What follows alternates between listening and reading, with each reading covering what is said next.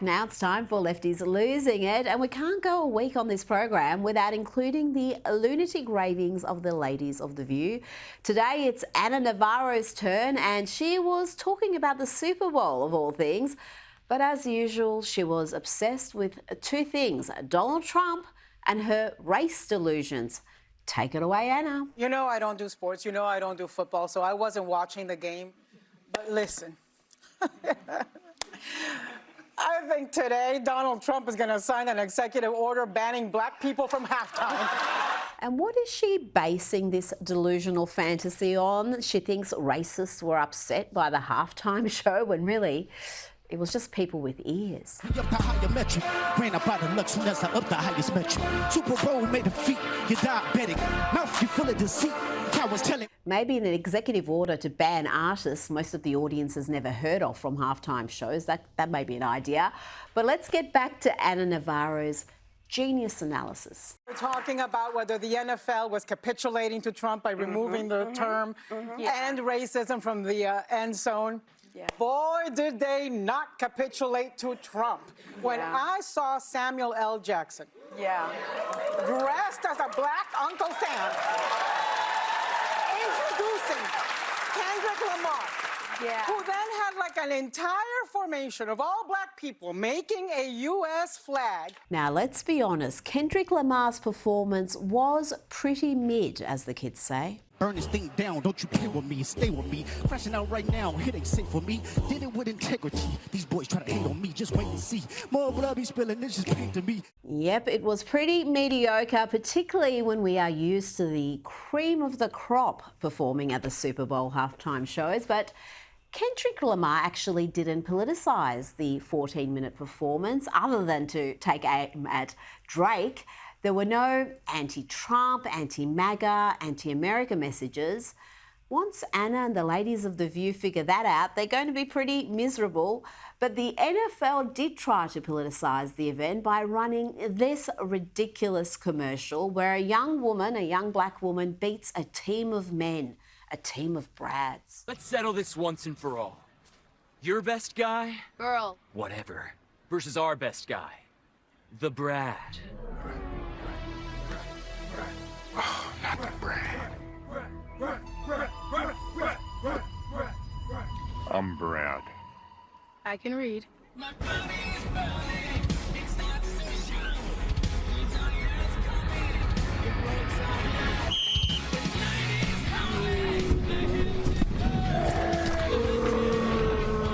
you go. You got folded up, Brad.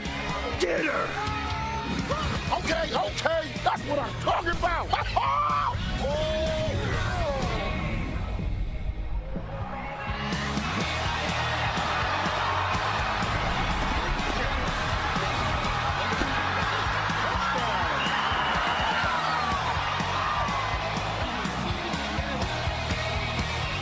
These are the simpletons who pretend to be pro-women, but they throw women under the bus by supporting men identifying as trans women, invading women's sport.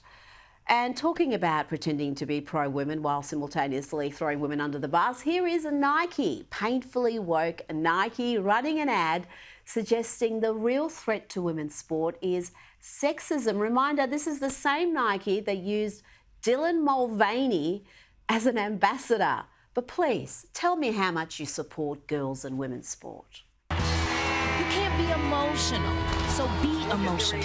You can't take credit. You can't speak up. You can't be so ambitious. You can't break records. You can't have any fun. You can't make demands. You can't keep score. You can't stand out. Whatever you do, you can't win.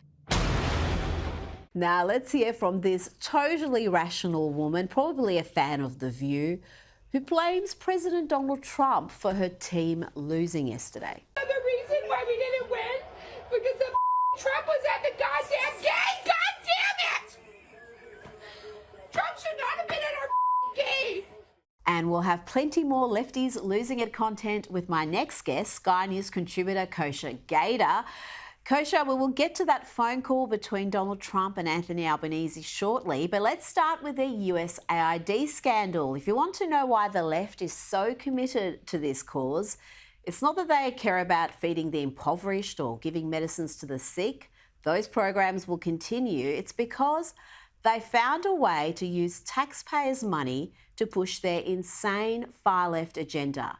Here is Trump advisor Stephen Miller explaining it. The USAID was a slush fund, first of all, for left-wing projects around the globe, like gender surgeries around the world, diversity, equity, and inclusion policies, crazy Green New Deal climate scams. It was funding an army of left-wing activists, these NGOs, non-governmental organizations. They get billions and billions of dollars, and they use that money to then infiltrate corporate America. Resettle, for example, at taxpayer expense, millions of illegal aliens into this country. This mammoth left-wing power structure, plus left-wing media, wasn't organic. It wasn't created naturally. It was funded by taxpayer dollars. And that is why they are screaming and screeching so loud now, is because President Trump is cutting off the slush fund to the organizations that hate and hurt America. And that's the biggest point there, Kosha. These movements were not organic. It was funded by taxpayers, unwitting taxpayers. Yes, it has been an illuminating couple of weeks, to say the least. You know, we've always known that the U.S. is running $33 trillion deficits. They have this ridiculous $7 billion and $1 trillion annual budget that they can never seem to cut or shrink government spending. Now we know that beyond the spending, it is also these sort of insidious, nefarious actions that have created this whole infrastructure, as Stephen Miller said, of NGOs, who, by the way, the proprietors of these NGOs enrich themselves along the way. They take massive salaries. You can look all of this up when you combine 1099s with USAID. And then on top of that, they sort of astroturf, which is effectively what he was saying, these issues domestically and internationally. And it's really illuminating that the groundswell of support that maybe people thought we were battling with left-wing ideology, climate and DEI and all the rest of it, is actually not really there. There's no grassroots support for it, but it is top-down by definition, funded by USAID and even other organizations that now Trump is beginning to look into.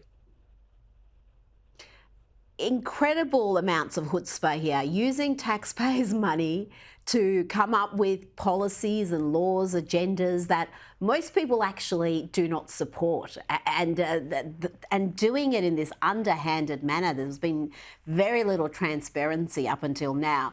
Now, Politico, they're supposed to be an independent news organisation, but they pump out a constant stream of anti-Trump propaganda. They received $8.2 million in US dollars, 8.2 million US in government funding.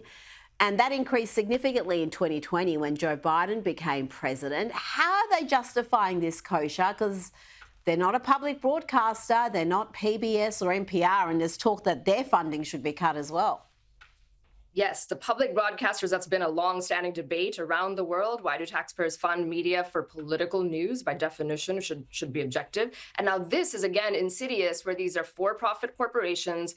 It's a little bit from USAID, but a lot of it is just straight-up subscriptions to their enterprise plan. Political Pro is the name of the plan, and it's something like $8,000 to $11,000 a subscription. And it's just running rampant, where there's multiple subscriptions across different agencies like the Department of Interior or HHS or others that are subscribing to this data.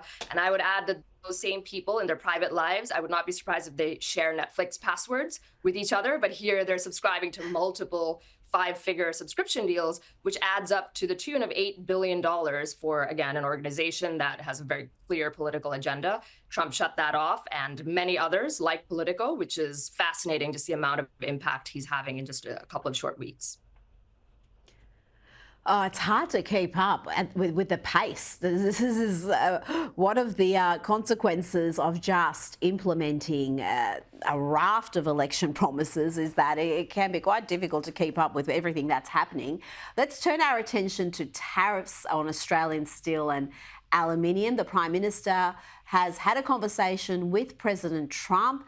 This is what Anthony Albanese had to say earlier today.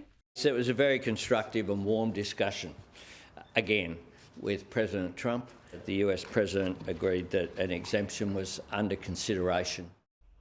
And when President Trump was asked about the conversation in the Oval Office, this is what he had to say. I just spoke to him, very fine man, and he has a surplus. I mean, we have a surplus with Australia, one of the few.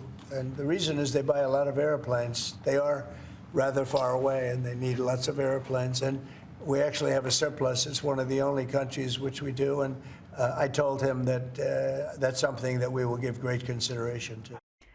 This is the most conciliatory the president has been when it comes to these executive orders. Do you see President Trump bending on this, given the unique set of circumstances, the close relationship with Australia, and the fact that the US enjoys a trade surplus with us? Yes, I wouldn't dare profess to know what President Trump would do on any given day, but those 3 points that you mentioned, Rita, are very unique to Australia. As he mentioned, Australia is one of the only countries that the US runs a trade surplus with and has since the mid-20th century. So that definitely is music to Trump's ears, because the whole premise or philosophy, which we do understand about Trump, he's been very clear about it, is leveling the playing field and having reciprocal trade deals where we're not running deficits with every single country. So Australia definitely ticks that box. There is also the defense relationship, where they're big buyers of US aircraft and military equipment and the things in the AUKUS deal. And also the geographic positioning of Australia as a long-standing 100-year ally in this region, proximity to China, all of that just really positions Australia very uniquely. So I would take Trump at his word that he's going to take all of that under consideration and look at the big picture. Now, some interesting comments from opposition leader Peter Dutton. He actually took a very strong line against President Trump, saying that if he goes through with these tariffs, it's going to put a strain on the relationship between the two countries. Did that take you by surprise that he would interject in such a strong manner in this debate?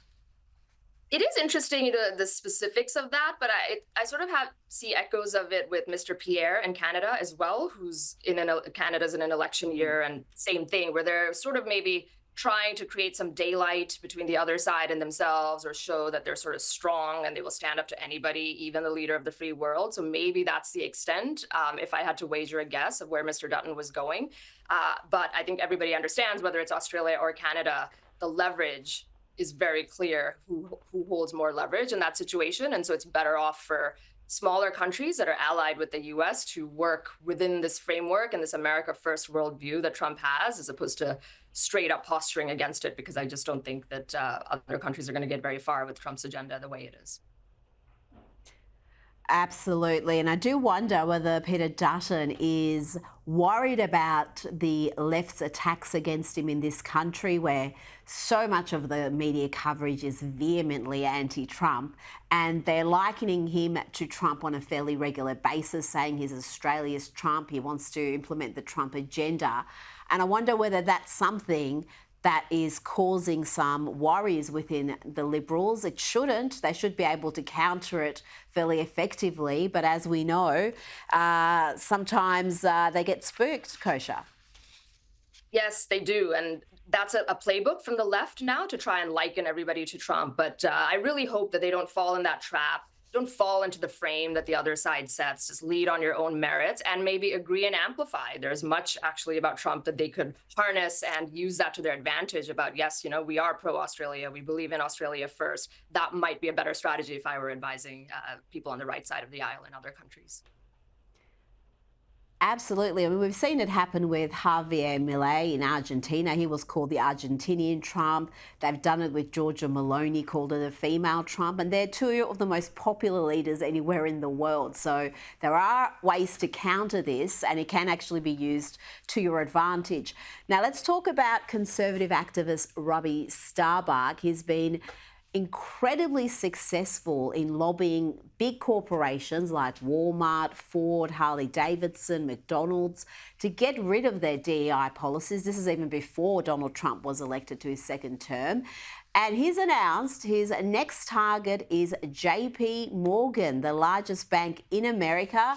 Kosha, we are seeing this massive cultural shift in the corporate sector, and the banking industry, well, they're not going to be immune from it, are they?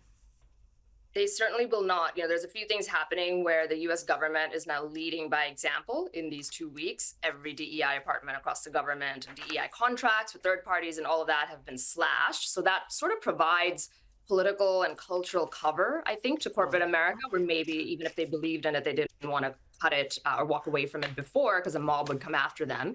The second thing is, it actually is illegal. The Civil Rights Act specifically and explicitly says that you are not to discriminate labor relationships and employment contracts on the basis of any of these immutable characteristics. And so I think they would expect that the Trump Civil Rights Department and the DOJ under Pam Bondi might even go after certain violations of that in the corporate sector. And Jamie Dimon, the CEO of JP Morgan, is a very smart guy. I'm sure he understands all of that. And I think Starbuck might just give him the push that he needs. But even without that, the tide certainly seems to be turning. Kosha Gator, thank you so much for your time tonight.